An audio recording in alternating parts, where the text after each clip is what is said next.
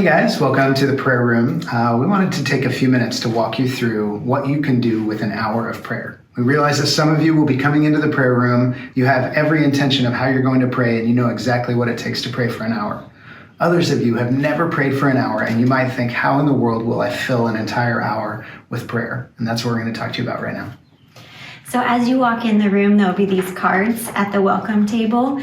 Grab one if you want some direction of how to spend the hour in prayer, and you can just walk through it. The first thing that we would encourage is that you take a few minutes to pause.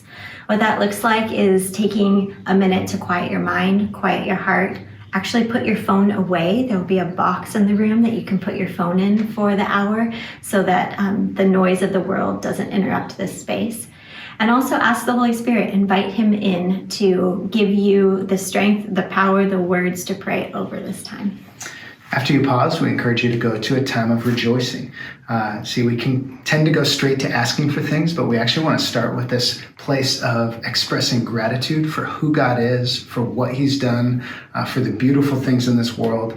And if you find yourself at a loss for words of how to rejoice in God, we encourage you to go to the Psalms, and we'll have a number of scriptures that you can pray through and that you can look through, Bibles all throughout the room that you can use to just comb through the Psalms and just rejoice in the character and personhood of God for that second part. I'd encourage you for that to also bring a journal so that you can write down in something that you take home with you the things that you're rejoicing over. And especially for this next part, which is to ask. And this is the part where we get into petitions. There's two parts of that. The first is petition, asking on behalf of yourself, to ask for the things that burden your own heart, for the things that God brings to mind for your own life and for your kids' lives and for your family, for your roommates. And the second part is intercession. And we would love to invite you to spend some time interceding on behalf of other people. There's a couple ways you can do that in the room. The first is the wall right behind us that houses all of the different things that people have written down from Anthem Church that they would love to have prayed over. If we all take some time to ask on behalf of these things, I can't wait to see what God will do in these lives that we hold dear. And there's also other spaces around the room that you can use for that time of intercessory prayer.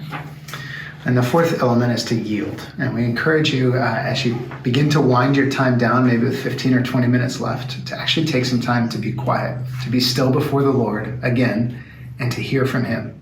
You can ask him questions, or you can just take some time to say, Lord, would you use this time to speak into me, and I will yield my spirit to you. It's an opportunity for us to actually go to him, similar to what Jesus said, not my will, but yours be done. And so we do that in a few different ways, and we have some things to guide you through what it would look like to yield in prayer.